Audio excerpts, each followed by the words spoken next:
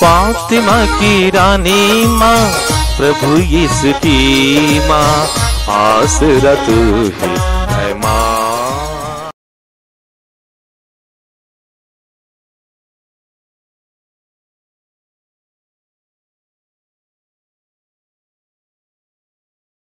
पहला पाठ रूत का ग्रंथ अध्याय 1 पद संख्याएं 1, 3 से 6, 14 से 16, 22 तक।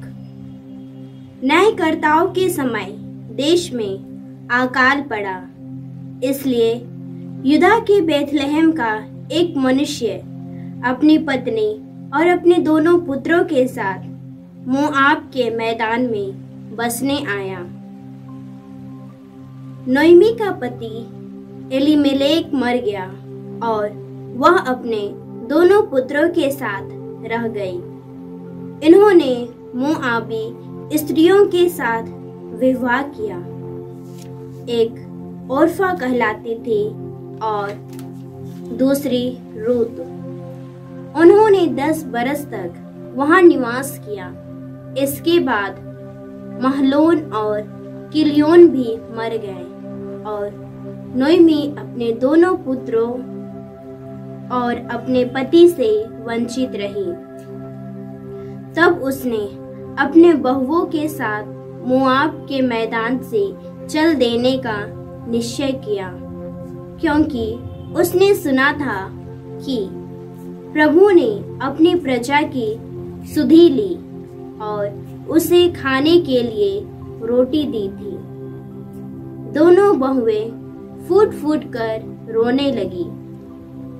ओर्फा अपनी सास को गले लगाकर अपने लोगों के यहाँ लौट गई, किंतु रूत ने अपनी सास का साथ नहीं छोड़ा।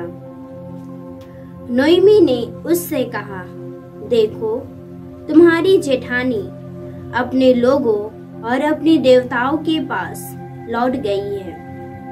तुम भी अपनी जेठानी की तरह लौट जाओ। किंतु रूत ने उत्तर दिया, इसके लिए अनुरोध ना कीजिए कि मैं आपको छोड़ दूं और लौटकर आपसे दूर हो जाऊं। आप जहां जाएगी वहां मैं भी जाऊंगी और आप जहां रहेगी वहां मैं भी रहूंगी। आपकी जाति मेरी भी जाति होगी और आपका ईश्वर मेरा भी ईश्वर होगा। इस प्रकार नोएमी अपनी मोआबी बहू रूत के साथ मोआब के मैदान से लौटी। वे जौ की कटनी के प्रारंभ में बेथलेहम पहुंची। प्रभु की वाणी। ईश्वर को धन्यवाद। अनुवाक्य। मेरी आत्मा प्रभु की स्तुति करे, मेरी आत्मा प्रभु की स्तुति करे। धन्य है वह जिसका सहायक ईश्वर याकूब का ईश्वर है, जो अपने प्रभु ईश्वर पर भरोसा रखता है। उसी प्रभु ने स्वर्ग और पृथ्वी बनाई, समुद्र भी और जो कुछ उनमें है। अनुवाक्य। मेरी आत्मा प्रभु की स्तुति करे, मेरी आत्मा प्रभु की स्तुति करे। प्रभु सदा ही सत्य प्रतिज्ञ है, वह पद दलितों को न्याय दिलाता है। वह भूखों को तृप्त करता और बंदियों को मुक्त कर देता है। अनुवाक्य।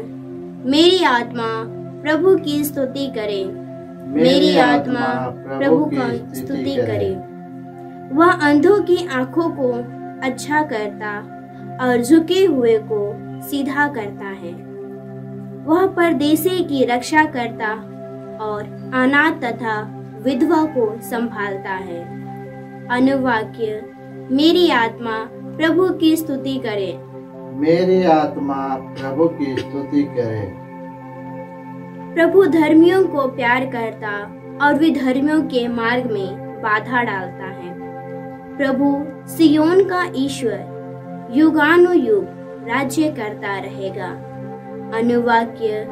मेरी आत्मा प्रभु की स्तुति करे। मेरी आत्मा प्रभु की स्तुति करे। जय घोष, हालेलुया। हे मेरे ईश्वर, मुझे अपने मार्ग सिखा। तू मुझे अपनी सच्चाई के मार्ग पर ले चल। हालेलुया। प्रभु आप लोगों के साथ हो और आपकी आत्मा के साथ। संत मत्ती के अनुसार पवित्र सुसमाचार, हे प्रभु तेरी महिमा हो। अध्याय 22 और संख्याएं 34 से 40 तक। जब फरीसियों ने यह सुना कि यीशु ने सदूकियों का मुंह बंद कर दिया था, तो वे इकट्ठे हो गए और उनमें से एक शास्त्री ने यीशु की परीक्षा लेने के लिए उनसे पूछा, गुरुवर, संहिता में सबसे बड़ी आज्ञा कौन सी है? यीशु ने उससे कहा, अपने प्रभु ईश्वर को अपने सारे हृदय, अपनी सारी आत्मा और अपनी सारी बुद्धि से प्यार करो। यह सबसे बड़ी और पहली आज्ञा है।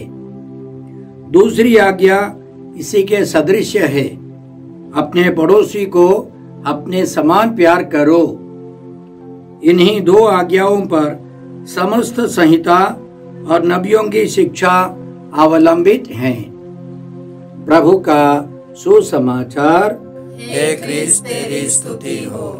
जय यीशु क्रिस्त में प्रिय भाई और बहनों, आज का पहला पाठ रूत के ग्रंथ से है।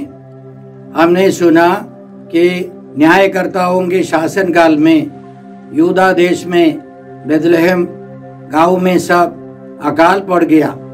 वहां रहने वाला एक व्यक्ति, एलीमेलेक नामक व्यक्ति, अपनी पत्नी और 2 पुत्रों को लेकर मोवाब देश में जाकर बसने लगा और वह व्यक्ति एलीमेलेक मर गया। उसके दोनों बेटों ने शादी की मोवाबी स्त्रियों से। ओरफा और रूत से 2 पुत्रों ने शादी की और वे भी 2 पुत्र मर गए। नयोमी जो विधवा, अब जो बहुएं थी वे भी विधवा हो गई, निराश होकर के जी रही थी। तब उसने सुना कि बेथलेहम में अच्छी फसल हो रही है, वहां का अकाल समाप्त हो गया है। वास्तव में बेथलेहम शब्द का मतलब रोटी का घर है। और हमने सुना कि नयोमी ने अपनी 2 बहुओं से कहा, अपनी माँ के घर जाओ, अपने समाज में रहो, अपने देवताओं की पूजा करो, मैं लौट जाऊंगी। पहली बहू अपनी सास का गला लगाकर वो लौट गई। इस पर रूत ने अपनी सास से कहा, आप जहां जाएंगी वहां मैं भी जाऊंगी, आप जहां रहेंगी वहां मैं भी रहूंगी। आपकी जाति मेरी भी जाति होगी और आपका ईश्वर मेरा भी ईश्वर होगा। जहां आप मरेंगी वहां मैं भी मरूंगी और दफनाई जाऊंगी। यदि मृत्यु को छोड़कर कोई और बात मुझे आपसे अलग कर दे, तो ईश्वर मुझे कठोर से कठोर दंड दिलाए। नयोमी को मालूम हो गया कि अपनी बहू समर्पित व्यक्ति है, ईमानदार है, इसलिए उसने उसको अपने साथ ले लिया और आखिर वे बेथलेहम पहुंच गए। भाई और बहनों, आज के पवित्र वचनों से हम क्या सीखते हैं? सबसे पहले हमको यह समझना चाहिए कि कुछ कठिनाई, संकट आने पर बड़ा फैसला नहीं लेना है। जैसे एलीमेलेक तुरंत बेथलेहम छोड़कर चला गया और उसका परिणाम वो मर गया और बाद में उसके 2 बेटे मर गए और उनकी पत्नियां विधवाई होगी और एलीमेलेक की पत्नी भी विधवा। इसी तरह ईश्वर की इच्छा के अनुसार हमको जीवन बिताने पर हमको कष्ट कम होगा। समस्याओं से हम लोग बच जाएंगे। इसलिए संत इग्नासियुस हमें सिखाते हैं, संकट आने पर हमें कोई फैसला नहीं लेना है, प्रतीक्षा करनी है। ईश्वर की कृपा के लिए, ईश्वर के संदेश के लिए इंतजार करना है। कुछ संकट आने पर कोई जल्दी जल्दी फैसला लेकर गलती कर लेता है, ऐसा नहीं करना है। और इसके अलावा प्रभु यीशु ने हमें साफ समझाया है, जो मेरे पिता की इच्छा पूरी करता है वही स्वर्ग राज्य में प्रवेश करेगा। ईश्वर की इच्छा खोजनी है, हमारी स्वार्थता, हमारा फायदा नहीं। ईश्वर क्या चाहता है, वह पवित्र वचनों से, हमारे अधिकारियों से, अच्छे अच्छे लोगों से, हमारी प्रार्थनाओं में ये सब ईश्वर प्रकट करता है। यह हमको सीखना है, वचन के अनुसार, हमारे अधिकारियों के अनुसार, हमारे अच्छे अच्छे दोस्त मित्रों के अनुसार जीने के लिए उनकी राय से हम ईश्वर की इच्छा परख कर सकते। उसमें कृपा होगी, वरदान होगा, उसमें सबों का फायदा होगा। आज के सुसमाचार में हमने सुना कि फरीसियों ने प्रभु यीशु की परीक्षा ली। उन्होंने सुना था कि यीशु ने सदूकियों को परास्त कर दिया। सदूकियों ने यीशु की परीक्षा ली और प्रभु यीशु विजयी रहे। सदूकी हार गए। यह सुनकर सब फरीसी एक साथ आए और उनमें से एक ने पूछा, गुरुवर, सबसे बड़ी आज्ञा कौन सी है? उनके नियम कानून में 613 आज्ञाएं थी। पहली या महत्वपूर्ण आज्ञा जानना उनका लक्ष्य नहीं था। उनका लक्ष्य था प्रभु यीशु को फंसाना, गलती कराना। और इसलिए हम उनके बारे में हम लोग ध्यान दें। फरीसियों के बारे में प्रभु यीशु संतमत्ती के अगले अध्याय 23 में इस प्रकार कहते हैं, शास्त्री और फरीसी मूसा की गद्दी पर बैठे हैं, इसलिए वे तुम लोगों से जो कुछ कहे वह करते और मानते रहो, परंतु उनके कर्मों का अनुसरण न करो, क्योंकि वे कहते तो हैं पर करते नहीं। बाहर एक व्यक्तित्व, भीतर एक दूसरा व्यक्तित्व। इसलिए आगे यीशु 7 बार उनको धिक्कारते हैं। वे दूसरों को छोटा समझते हैं। उदाहरण के लिए संत यूहन्ना के सुसमाचार अध्याय 8 में हम पढ़ते हैं कि यीशु मंदिर में शिक्षा दे रहे थे। उस समय एकदम सुबह का समय था। उस समय फरीसी और शास्त्रियों ने व्यभिचार में पकड़ी गई एक महिला को यीशु के सामने प्रस्तुत किया और बताया, मूसा के नियम के अनुसार इसको पत्थरों से मार डालना है, क्योंकि यह व्यभिचार करते हुए पकड़ी गई है। आप इसके बारे में क्या कहते हैं? यीशु ने उनके मन को पहचान लिया। कारण यह है कि वे पापी हैं, लेकिन अपने को पापी नहीं समझते हैं। बाइबल के आधार पर कई जगह पर हम पढ़ते हैं, सबों ने पाप किया है, सब ईश्वर की कृपा से वंचित रह गए हैं। संत पौलुस रोमियों के नाम पत्र अध्याय 3 में हमको समझाते हैं, सबके सब पापी है, लेकिन यह महिला पाप करते हुए पकड़ी गई है। तो कई लोग समझाते हैं, अंधकार में रहने वाले पापी है, प्रकाश में रहने वाले पापी हैं। ये फरीसी अंधकार में रहते हैं, माने कोई उसको, इसका मतलब यह है कि कोई उनको पकड़ते नहीं है। ऐसे हमारे समाज में अधिकांश लोग अंधकार में हैं।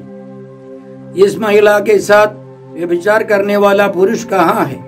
वो अंधकार में है, उसके बारे में कोई बात नहीं है। इसी तरह सबके सब बच जाते, अंधकार में रहने वाले सब बच जाते, लेकिन जो प्रकाश में लाया गया उसको सजा मिलती है।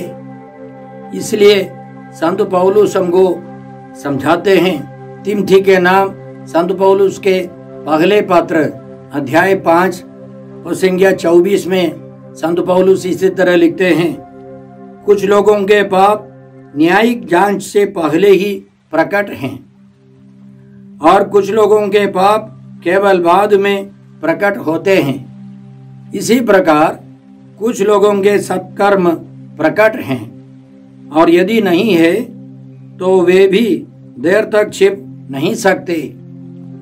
कुछ लोगों के पाप बहुत जल्दी प्रकट होते, कुछ लोगों के पाप धीरे धीरे प्रकट होगा। सभी पापी है। इसलिए संत पौलुस रोमियों के नाम पत्र अध्याय 11 और संख्या 30 से इसी तरह लिखते हैं, जिस तरह आप लोग पहले ईश्वर की अवज्ञा करते थे।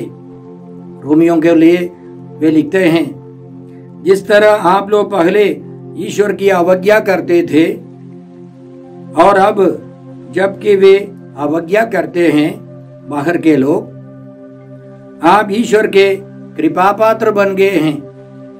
उसी तरह अब जबकि आप ईश्वर के कृपा पात्र बन गए हैं, वे ईश्वर की अवज्ञा करते हैं, किंतु बाद में वे भी दया प्राप्त करेंगे।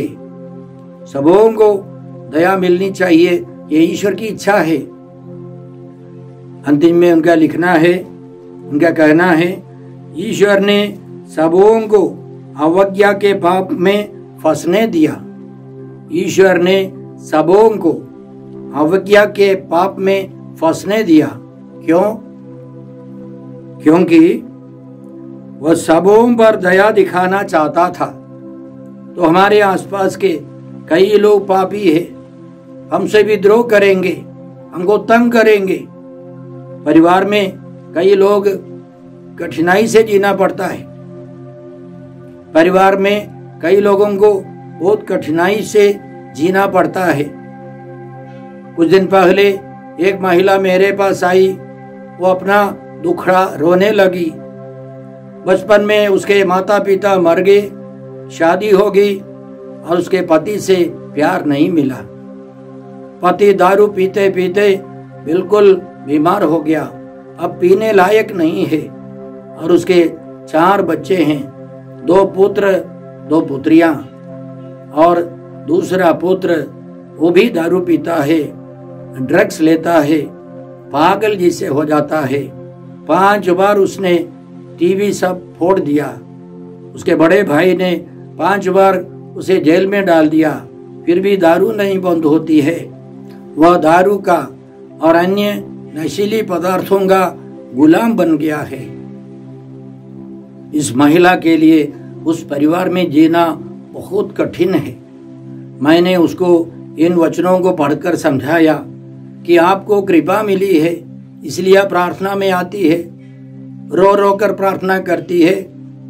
आपको समझना है, आपके पति, आपके बेटे सब, बच्चे सब अवज्ञा में है। उनको भी ईश्वर कृपा देना चाहता है, दया दिखाना चाहता है। तो हम हर मिसा की शुरुआत में प्रार्थना करते हैं, हे प्रभु दया कर, हे क्रिस्त दया कर। हमको कृपा मिली है, हमारे आसपास के लोगों को भी कृपा मिले।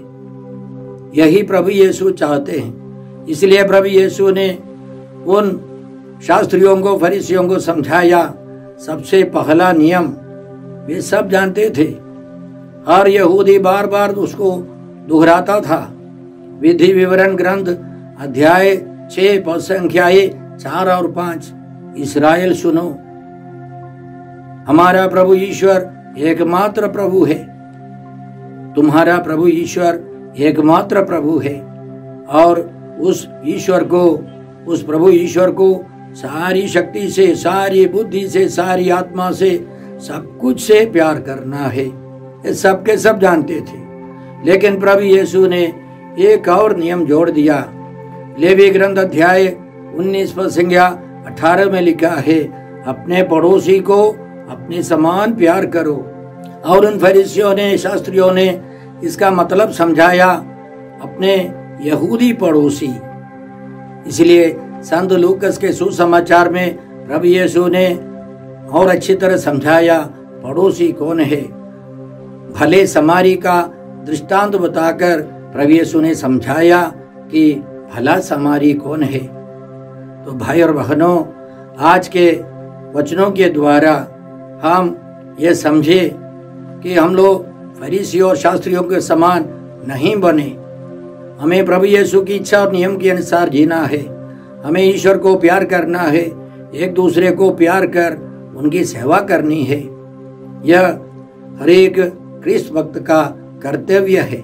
जहाँ सुसमाचार पहुंचा है, जहाँ मिशनरी लोग पहुंचे, वहाँ प्रभु यीशु के प्रति, वहाँ ईश्वर के प्रति प्रेम और अन्य लोगों के प्रति प्रेम और भाईचारा, सेवा मनोभाव बढ़ता गया है।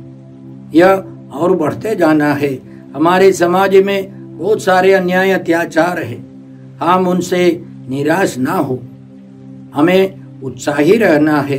हमें कृपा मिली है, हमें दया मिली है, उनको भी दया मिलनी चाहिए। इसके लिए हम प्रार्थना करें, प्रयास करें, हम अपना योगदान दें।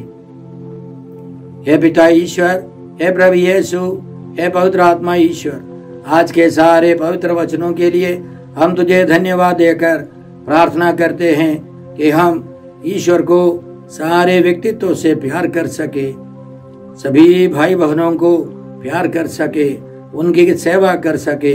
हम ये प्रार्थना करते हैं प्रभु क्रिस्त के द्वारा।